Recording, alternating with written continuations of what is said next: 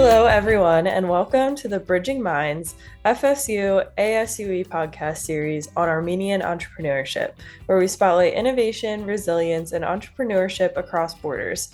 I'm your host, Madison Miller, a research assistant at Florida State University's Jim Moran College of Entrepreneurship, and I'm thrilled to be part of this initiative to amplify the voices of changemakers who are transforming ideas into impactful solutions. This podcast is made possible through the grant promoting STEM and Social Entrepreneurship through American and Armenian higher education collaboration from the United States Department of State. I also would like to highlight that the opinions, findings, and conclusions stated herein are those of our guests and do not necessarily reflect those of the United States Department of State. Today, I'm joined by Nejdeh Hovanessian, the Assistant Director of Entrepreneurship and Product Innovation Center, EPIC, at Armenian University of Armenia.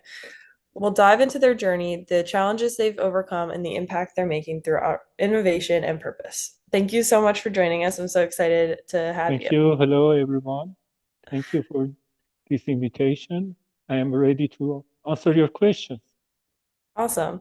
Yeah, so first, just tell me a little bit about yourself and your background and how you got to where you are today. My background is basically in product design. I am a product designer by background, but gradually I moved to the design management field. So during my master's degree thesis dissertation, I came across the topic of entrepreneurship. I studied entrepreneurship in Kingston University in London while I was doing my master's degree in design management in Brunel University. So during that period, I came across entrepreneurship. I learned entrepreneurship. I started doing entrepreneurial activities later and started from 2019. When I moved to Armenia for the last time, I started as an entrepreneurial resident at American University of Armenia. Then gradually I became the assistant director of the Entrepreneurship and Product Innovation Center. And currently I am the person in charge of the country coordinator of EU for Innovation East program, financed by European Union, European Commission, and also French government. So you're more involved with like the education side of entrepreneurship. Could you tell me a little bit about that and what like the most rewarding part about that has been for you?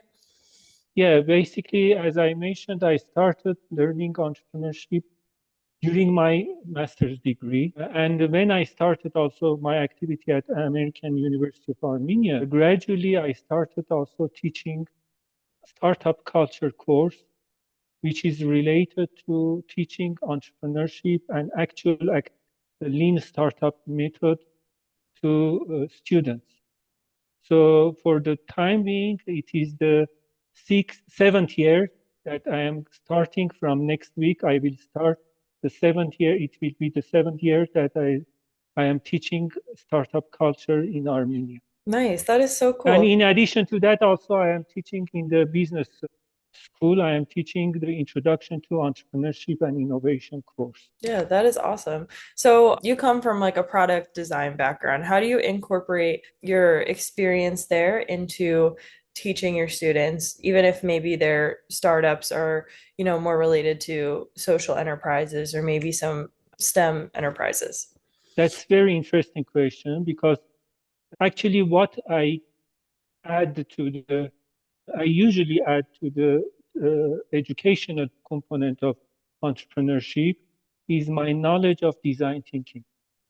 Because as a designer by background, I have a good knowledge of design thinking, which I sincerely add to the educational process. That is something important. And from my point of view, because actually during my master's degree dissertation, I initiated and coined the topic of designpreneurship, designers who become entrepreneurs. So the designpreneurship unintentionally has been coined by me. It was in 2008, actually, and the topic of design thinking was quite new in the field of business. So from then, I started incorporating design thinking into the field of entrepreneurship. So I am using that approach also in education and teaching of entrepreneurship and also startup culture. That's awesome. I like that word, designpreneur. I feel like it like rolls off the tongue really nice. It's really so. What is your favorite thing about teaching young entrepreneurs? What would you say is different about their journey than maybe someone who's solely working in design? You know what is the most interesting and exciting part of teaching entrepreneurship is it happens when you see the student has actually become an entrepreneur. Because teaching is something else. You can still teach a student about the entrepreneurship mindset, skill set, but still after the course, he or she can leave the university and stay as a non-entrepreneurial person. But what is interesting and the most exciting part is seeing those people becoming real entrepreneurs in their real life. So that is the most exciting thing. And you see that their success is becoming my success also. That is the most exciting part of the teaching entrepreneurship because you see the impact of what you have uh, tried to exchange with them in their actual life, in their actual activity. Yeah, absolutely. And I feel like that community and that mentorship is probably so important in their success Yes. as well. So entrepreneurs are always facing problems, whether they're trying to solve a problem, but also as they're building their startup, usually obstacles or roadblocks come in the way. When students are facing that, how do you encourage them to keep going? And what are some strategies that you use to overcome those types of things? Actually, I start the teaching of entrepreneurship with the teaching of readiness to accept failure. That's the most important thing for an entrepreneur, to be ready to accept a failure and learn from that failure. So having a positive mindset regarding any kind of failure, and as it is being said that fail early to succeed earlier, it's very much important to be ready to accept a failure and to learn from that failure because just accepting is not enough. So learning from that failure is also very important. And what usually is important in this starting point is that what entrepreneur is thinking about any kind of problem should be not only from his or her point of view, but also the point of view of the actual user, actual person who is going to use that in the future. So failure is very much important, and also what we call empathy is very much important to put yourself in the shoes of your audience, your target audience. Absolutely. I feel like, a lot of entrepreneurs, they're solving some kind of problem. And to do that, you definitely have to be empathetic toward, your audience. Yeah, yeah. And actually, usually in those people who are coming from STEM background, they reach to a very exciting solution, and then they look for a problem for that solution. And that is the wrong path for creating a successful startup. That is one of the main topics that I emphasize usually, that you should start from problem, not from solution. And the common concept about creating a startup is that I have a solution, so I can create a startup based on that. But the real and most important part of the startup culture is to start from the problem. So you need to identify a problem, not a solution. Later, you can solve that problem in any way, but what is important to identify that problem. And this is very important actually. And majority of startups actually still around the globe are failing because they are solving problem which is not a problem for others, which is a problem for the owner of that solution. Yeah, absolutely. How would you What is like some advice you would have for young entrepreneurs? Maybe they just got to college, they don't necessarily have a startup or an idea yet. How do you suggest that they ideate and look for those real world problems that'll have impact on others? First of all, I would suggest them to identify not solved problem, not yet solved problem, because usually, and look to that problem from the other's point of view, not their own point of view. Because still, it is very common that entrepreneur is solving a problem that he or she actually has.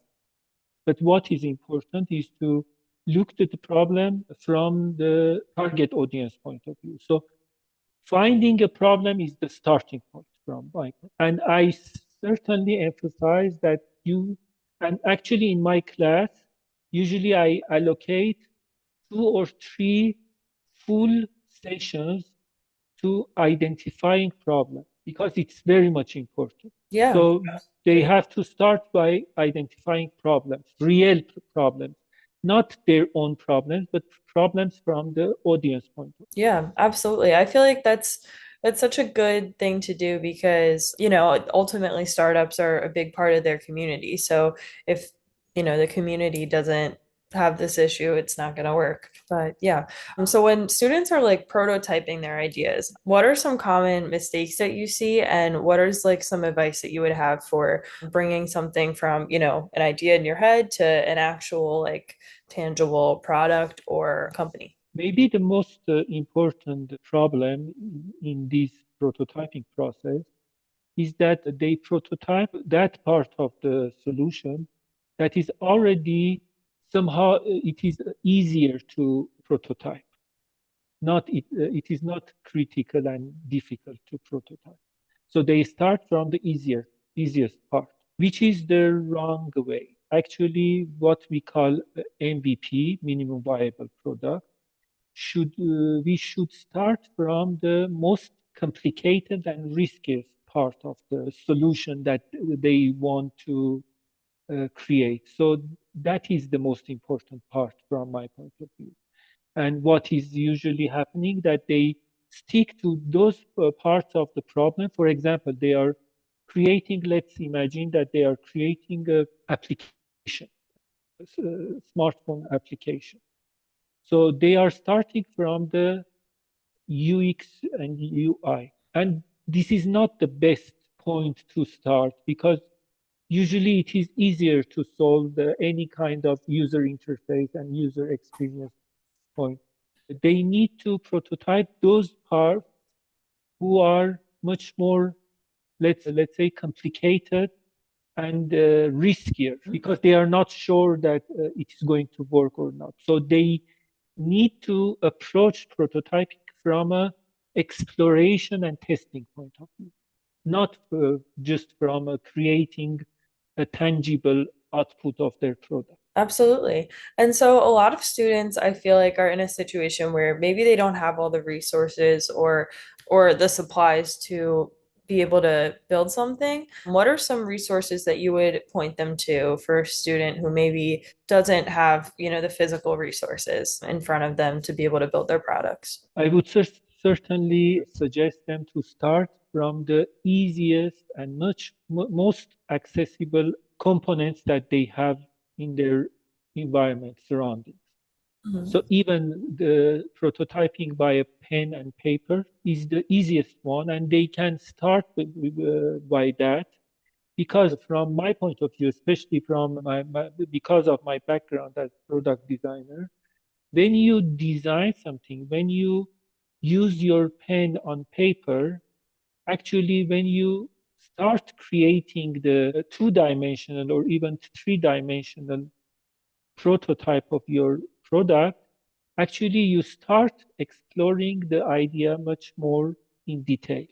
So starting from by using very ordinary and mundane product and materials available in their surrounding is the starting point. And then they can certainly use the available, let's say, software prototyping solutions or other solutions. But first of all, they have to start as simple as possible. Because when they start by having a complicated or a complex idea about a prototype, usually they become stuck in the process. So in order to avoid that, they have to approach to the idea as simple as possible. Yeah, absolutely. What has been the most rewarding part about your job? So you're working with all these students who are creating different things. What's your favorite thing about working with them? The most rewarding thing is when you see one of your students pitching in front of different audience, investors especially, and when they reach to a success story based on their presentation or or their product, which is very much rewarding for me because I see that they have reached certain success and it is very rewarding for me. And for example, recently we had an event in Armenia, Startup Summit, Sevan Startup Summit. One of my students was among those finalists who pitched there, and they did a fantastic job. So it was a very rewarding process for me because I was with them from the very start until quite recently. And after a gap, a 6 month gap, I met them when they were doing their pitch. Yeah, absolutely. That is so cool. Yeah, That's such a cool story. So I think we only have time for about one or two more questions today, but this is one of my favorite questions, and it's so if you were this podcast is designed for college students. So if you could go back in time and have a meeting with your college self, what's some advice that you would give to yourself and to other, young entrepreneurs? I would like that in that age, I would have the advantage to learn about entrepreneurial mindset and skill set from that very important age.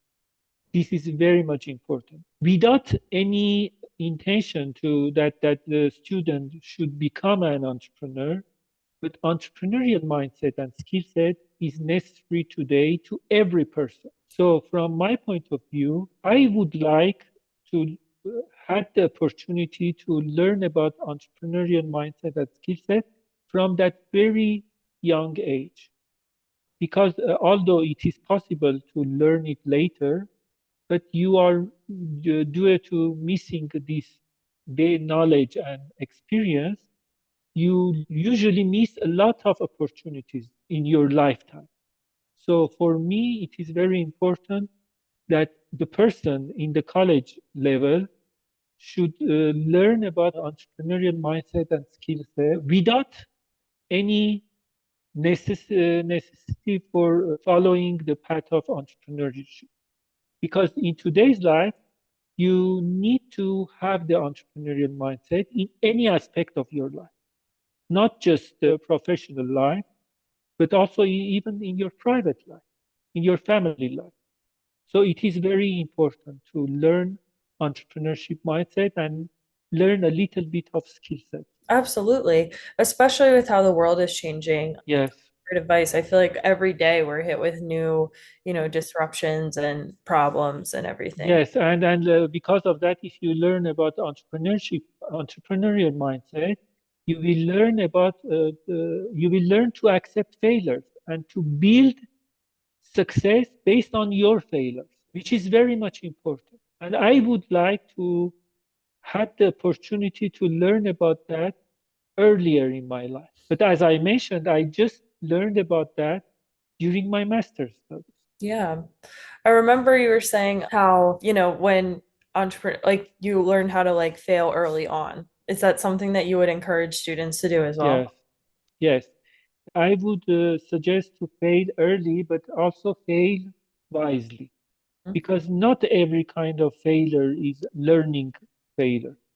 The failure to that you can build a learning based on that. Mhm. So failure, which will be also a wise failure, that you can learn a lot from that failure. So it doesn't mean that just failure is something positive, but failure which also wise and you can learn from the failing process.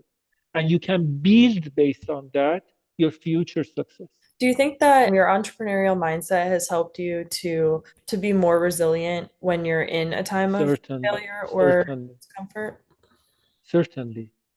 It has been the introduction to entrepreneurship completely changed my life path, not only as a professional, but also as a person, Mhm. individual. So yes, failure is, and learning that entrepreneurial mindset has completely changed my overall mindset in both private and public and professional lives. Yeah, that is amazing. I totally see how that, can correlate with each other because, you know, in life we're always just trying and failing, I feel like with everything. But yeah. Yeah, All right. Well, thank you so much, Nejdeh, for joining us today and for sharing your story with us. Your journey is a powerful reminder that innovation doesn't just start with a great idea, it grows through resilience, creativity, and a passion for solving real world problems. And to our listeners, thank you for tuning in again to the Bridging Minds FSU ASUE Podcast Series on Armenian entrepreneurship. We hope that today's episode inspired you to think boldly, build collaboratively, and believe in your ability to make a difference. So stay with us for more stories from innovators and entrepreneurs who are building bridges between education, technology, and social impact across Armenia and the world.